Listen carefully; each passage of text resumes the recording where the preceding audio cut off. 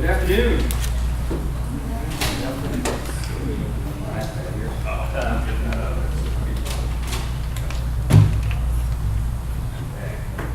So my name is Chris Spencer. First of all, thank you for having me here this afternoon. There's some familiar faces in here, and it's good to see you guys. And thank you for the invitation to come and talk about what, to me, is the most exciting thing to talk about, which is driverless cars. Some of you that know me, my background is Senator Brandis. We're going through the whole timeline of all the things that Florida has passed, and I think Mark, you did a really good job. Real quick funny story about, you talk about truck platooning and the way that it's a pilot program in Florida. Any of you that just read statute on the side because you're interested in public policy, go back and take a look at that law. It's probably the least pilot program type law that we have in Florida. And the backstory of how we did that, back in 2016, talking about the idea about truck platooning and highway safety motor vehicles, comes to Senator Brandis' office and says, you want to have tractor trailers driving around on state roads 10, 15 feet from each other all over the state. People are going to lose their mind. People are going to freak out. They're not going to understand why these things are driving so closely. It's going to be a major distraction. We can't do this. And so we go back to the drawing board and we say, well, it's kind of hard to pass a highway safety bill if we're trying to pass it with the objection of the Department of Highway Safety motor vehicles. And so we come back to them and say, how about this? We're going to do a pilot program. The only way you participate in the pilot program is you simply tell the Department of Transportation to do it. Problem solved. So, and they lifted their objection. So now we have that in Florida law. So, I wanted to do a conversation today about disruption and how autonomous vehicles and autonomous technology is going to disrupt everything from the transportation space that we know in our lives and all sorts of aspects outside of just transportation in our lives. Any of you that have seen any of these conversations by Senator Brandis in the past, you may see this video that we're about to play. I lifted it from him. I hope he approves. It's a great video that Morgan Stanley's auto analyst put together that talks about, for about 10 minutes, talks about all the different aspects of the transportation world, monetizing these levels of the disruption that's coming in transportation and other aspects of our lives that are going to be changed by automated technology. And then as a political hack, it wouldn't be a complete conversation from my end if we didn't talk about some of these conversations and these fights that are already happening in Tallahassee and how the disruption from automated technology is changing a lot of the entrenched interests that are in the political process that we already have. So we'll get to that, but first I guess we'll start with the video.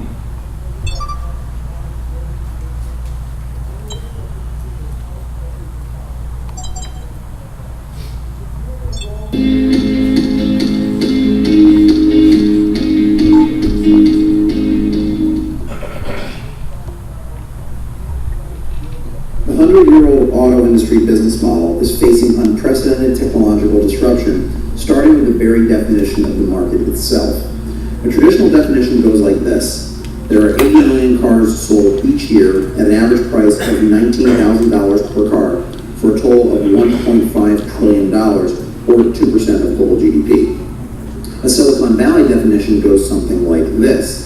There are 10 trillion miles traveled annually by the global car population at an average cost of $1 per mile for a total addressable market of $10 trillion or 13% of global GDP. 10 trillion miles is equal to 1.7 light years, or the distance between the Earth and the Sun 108,000 times. Looking for the next $100 billion market, global mobility is equal to 100 billion markets. To demonstrate these different market definitions, take Toyota, the world's largest, most valuable car company. Toyota sells 10 million cars per year, has a 13% market share, and revenues of over $250 billion. Now let's take a ride-sharing firm, the largest of which we estimate has a share of the global miles market of 0.4%. Now, just 3 years ago, we estimate their share was around 0.0%. All right, let's assume this company had a more aggressive medium-term target, say something like 1.7%. At $1.50 per mile, which includes the value of the driver's time, this would translate to $255 billion of gross revenue. It took Toyota more than 70 years to become a $250 billion revenue company. How long do you think it will take a company engaged in the miles business to match Toyota? Not 70 years, maybe 7, maybe less. Now, there are many inefficiencies in today's automotive business model, none more obvious than utilization. Cars are used 4% of a day, and that's bad enough, But when you consider that the passenger occupancy rate is 1.55 and that the average car has 5 seats, this reveals an available seat mile utilization of barely 1%. We believe shared and autonomous cars can deflate the cost per mile to as little as 20 cents, triggering a double of global miles traveled by the year 2030. Today's 10 trillion vehicle miles achieve an average fuel economy of 20 miles per gallon, consuming around 500 billion gallons of gasoline every year. 500 billion gallons is equivalent to 70 gallons per person on Earth, or accounting for 45% of global oil demand. A privately owned and operated electric vehicle has a payback period of nearly 30 years. But an EV operated in a shared taxi fleet at 100,000 miles annually can yield a payback of less than 3 years. Now let's turn our attention to the most valuable commodity in the world, your time. The world's 10 trillion vehicle miles are driven at an average speed of around 25 miles per hour, revealing 400 billion vehicle hours, and if we include passengers, over 600 billion hours. For perspective, 600 billion hours is 68 million years. 68 million years ago puts us back in the late Cretaceous period at the end of the Mesozoic era, the height of the dinosaurs. The Earth looked like this. Bees started to exist around this time. Bees. Now what's an hour of time worth? Well, global GDP per capita per waking hour is $1.80. But when isolating the relatively fortunate 1 billion car owners on Earth, our economists came out with a number closer to $10 per hour. Go ahead and apply whatever nominal dollar value you want. 600 billion hours times anything is going to get you a very large number. Let's talk about safety. In the year 2015, the number of people in the U.S. who died in traffic-related accidents was 36,000, or nearly 100 deaths per day. Car accidents are the #1 cause of death of young people in the United States. And after a long period of decline, the numbers are growing, up around 8% last year. NHTSA attributes the spike to driver distraction. It seems the only thing rivaling the pace of machine learning is the pace of human unlearning. Globally, the statistics are far worse. The World Health Organization estimates 1.3 million people die each year in car accidents. That's 3,500 deaths per day. We expect the empirical safety record of autonomous cars to surface with great urgency, at first demonstrated through public-private partnerships in the hyper-localized environments of our cities.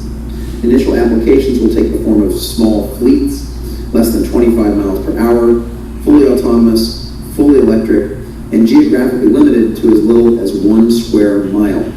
We see the rollout of shared autonomous electric transport as not unlike the development of the Transcontinental Railroad or the electric utility grid in the mid and late 19th century, when names like Theodore Judah and Thomas Edison were engaged in city-by-city transformation with a profound impact on U.S. and global GDP. And while it may take decades to complete, we see the auto industry morphing into a public transport utility that is highly automated, highly regulated, and where the transport service itself is hyper-commoditized.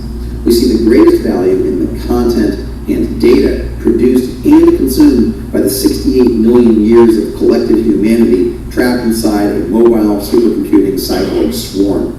This precious time is ripe for liberation and monetization. The industry implications are far-reaching.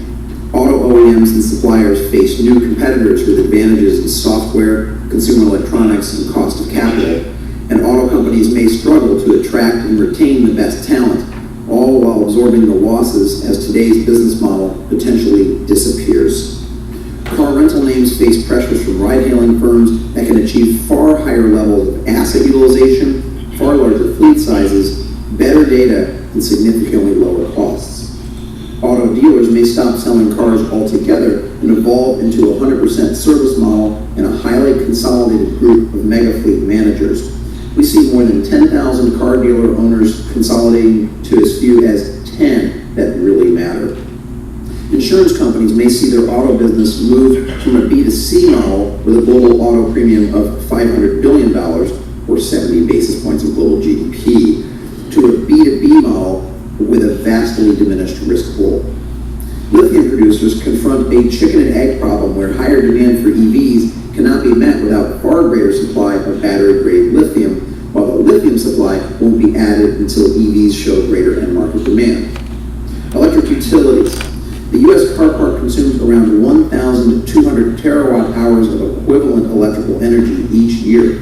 That's around 1 billion tons of TNT, or an energy equivalent of 60,000 World War II era atomic bombs, equal to 1/3 of total U.S. electricity demand. Energy. The 500 billion gallons of fossil fuel consumed by the global auto fleet is worth around $1.5 trillion.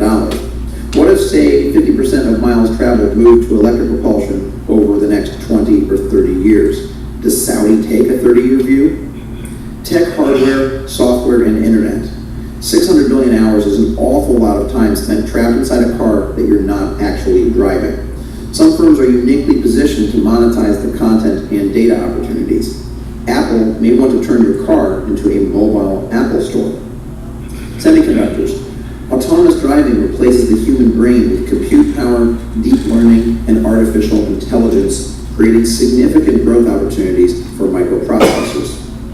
Alcohol. Now, we all know that drinking and driving don't mix. There's still 1.2 million DUI arrests in the United States every year. The average American drinker consumes 14 drinks per week. Over the course of a year, how many more drinks would you have if you were completely free from the responsibility of driving? And how many lives could be saved? Airlines. So you want to take a trip from LA to Vegas for the weekend? What if you and your mates could do that on demand in a comfortable, heavily automated car in 3 hours door to door for $50 a seat? Still want to stand in that TSA line? Real estate. There are 1 billion cars on Earth with roughly 4 parking spots for every car. 300 square feet per parking spot, including egress, implies the world's combined area of parking spaces is 43,000 square miles. That's equal to the area of Lake Michigan, twice. It's equal to 141 New York cities. Yes, all 5 boroughs.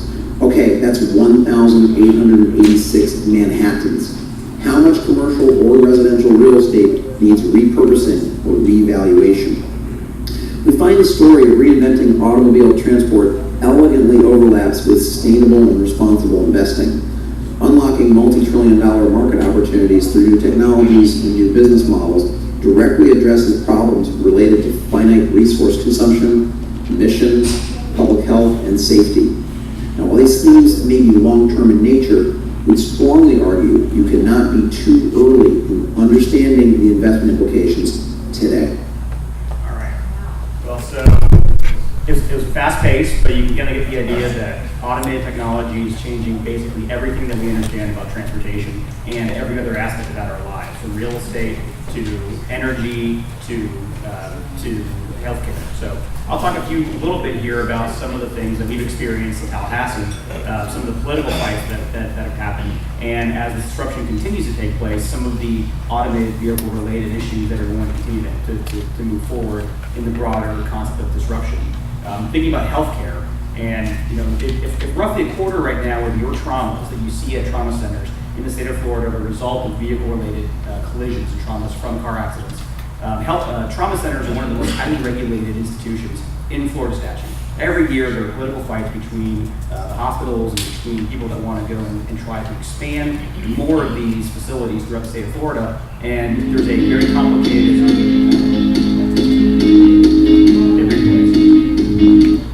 very complicated formula in law about restricting how many of these facilities there can be based on demand and based on the availability of providers to be able to take part in these facilities.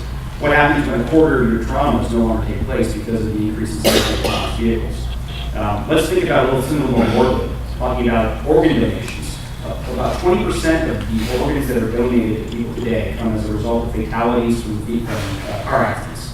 So what happens when we start to have a significant reduction in the amount of fatalities because we're having a significant reduction in the amount of car accidents from automated vehicles? I mean, hopefully by then we'll have 3D printing far enough along where you can 3D print your own liver, but I'm not going to hold out hope for that myself. I'm talking about insurance, and automobile dealers. There are a few things in Tallahassee that are more of a conflict every year than the trial bar and the insurance industry. And so what happens when you as an individual car owner, even if you own your own autonomous vehicle or you choose to go into the automated fleet that's available to you from Uber or from Ford or whatever may be out there, you no longer have to buy insurance. So we've been talking a lot with a lot of the auto manufacturers that are getting into this space, and I mean, pretty much every one of the companies is looking into it. The consensus seems to be now that when you buy an automated vehicle, whether it's your personal vehicle or whether it's sold into a fleet, that insurance becomes part of the package. So what happens if you don't have to buy insurance anymore? What happens to the insurance market? Who do the lawyers sue? And so these are some of the fights right now that are taking place. When we talk about in Tallahassee this past session, the only person that stood up and actually fought an automated vehicle bill in 2017 was the trial lawyer. No one else seemed to pay attention, but the trial lawyers did. And so on issues, whether it's related to crashworthiness or liability or PIP or any of these issues, they see automated technology in the near run and more importantly in the long run as eliminating a large section of their industry. And so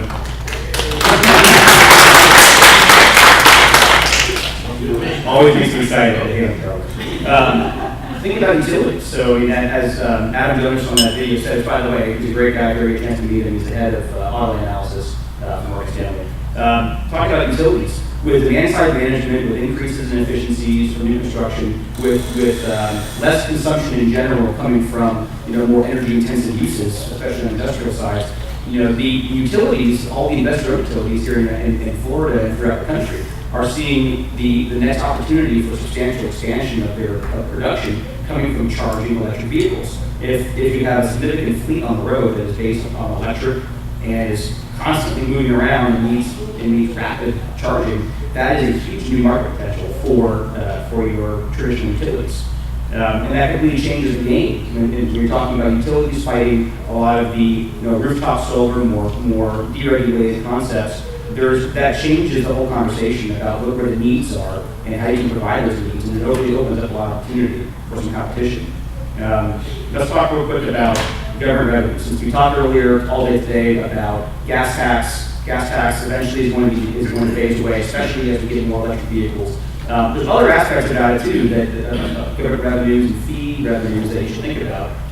As the video suggested, drunk driving. There's a significant amount of money that is raised as a result of fees that are paid for things like speeding, drunk driving, other traffic-related infractions, running red light cameras, right? Right turn on red light camera violations. The one thing about automated vehicles is that they're boring. They follow the rules. They drive effectively perfectly unless someone runs into them. And you can't, no matter how hard you try, you can't get a computer drunk. So it's not going to be able to get a DUI. Now, when you look at some of the ways that we've been created in Tallahassee to fund issues and fund different targeted programs for whether it's spinal cord research or anything, these all end up being tacked on fees that are related to the broader fees that you pay when you commit a traffic infraction. So what happens to all these programs, there are dozens of them, that no longer be receiving money because traffic infractions are either way down or don't exist anymore. And so there's a whole significant change that we have to have in the long term, thinking about government financing of these programs and whether or not some of these programs need to be financed. So I'll go real quick because Mark did a good job talking about what we have currently in statute today. But to add a couple of lists that you brought up, so in Florida today, a good measure that Senator Grant has passed a couple of years ago, every MPO in Florida is required to contemplate autonomous vehicle technology as they're developing the plans. And FDOT is required to also contemplate autonomous technology as they're developing the strategic intermodal system plan.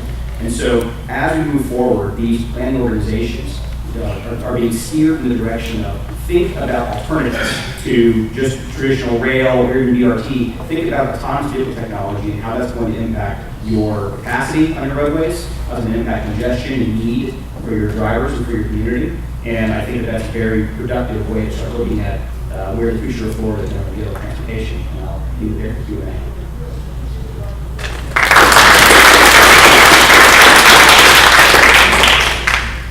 That is some pretty exciting information. So we're going to be right into some quick questions and keep rolling because we got one more segment. Look, we have all these hands. Okay, Jim. Yeah, great talk. It was wonderful. Neither of you talked about how much money states and county governments, city governments are going to be able to recoup. Morgan Stanley had a white paper on that. It came to like $5 trillion. And I was looking back, to give you an example, you were talking about the the international drug and driving. I think it's 42% of all municipal and county officers, sheriffs, and police, 42% of their interaction with the public is with a car, in some manner or way. Well, if you eliminate all those, how many police and officers do you need, and what does that do to the county budget? So these are very dynamic things. Workman's comp. Companies are going to want you to drive a driverless van or driverless equipment because it decreases their health insurance. And these are extremely dynamic. So even if you don't want to ride one, your company may make you ride. And those are the things that I wanted you to address.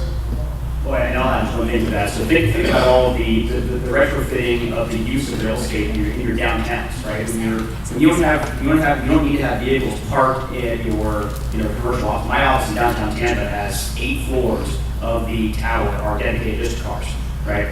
If you're able to reduce that down to you only need 1 floor for cars, maybe you have a drop-in, drop-off spot in there, what can you do to add value?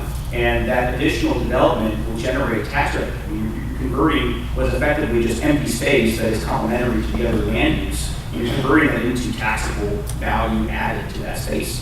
And also, what you mentioned, obviously, reducing all the other uses that you don't need to have so much. You need to have traffic control eventually. We're talking decades away, but the transformation of the use of our resources is pretty significant.